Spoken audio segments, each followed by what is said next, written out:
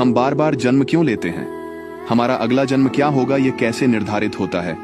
इस जन्म और मृत्यु के चक्र से मुक्ति कैसे मिलेगी? इन सारे सवालों का जवाब सुनिए। सतोगुण में स्थित जीव स्वर्ग के उच्च लोकों को जाता है। रजोगुण में स्थित जीव पृथ्वी लोक में ही रह जाते हैं और तमोगुण में स्थित जीव पशु आदि नीच योनियों में नरक को जाते हैं। इन्हीं पाप पुण्यों में घिरा हुआ जीव एक योनि से दूसरी योनि में जन्म लेता, मरता और फिर जन्म लेता रहता है। इसका अंत कहाँ है? अंत केवल मुक्ति में है, और मनुष्य मुक्ति तभी पा सकता है जब पाप और पुण्य दोनों से परे हो जाए, क्योंकि पाप और पुण्य दोनों ही जंजीरें हैं, एक लोहे की एक सोने की। परंतु जब तक जिएगा कर्म तो करेगा ही। वह कर्म या तो पाप होगा या पुण्य होगा। फिर प्राणी कैसे छूटेगा माया के इस बंधन से?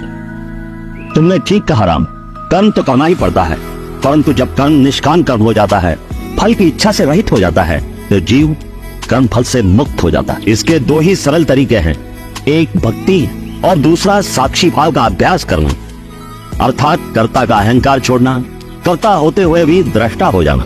जो इस बात को समझ जाते हैं वो शरीरधारी जीव प्रकृति के इन तीनों गुणों को पार कर जाते हैं। जन्म, मृत्यु तथा सभी प्रकार के कष्टों से मुक्त होकर इसी जीवन में परम आनंद स्वरूप अमृत का भोग करते हैं। परम आनंद वो आनंद की अवस्था है जो कभी खत्म नहीं होती।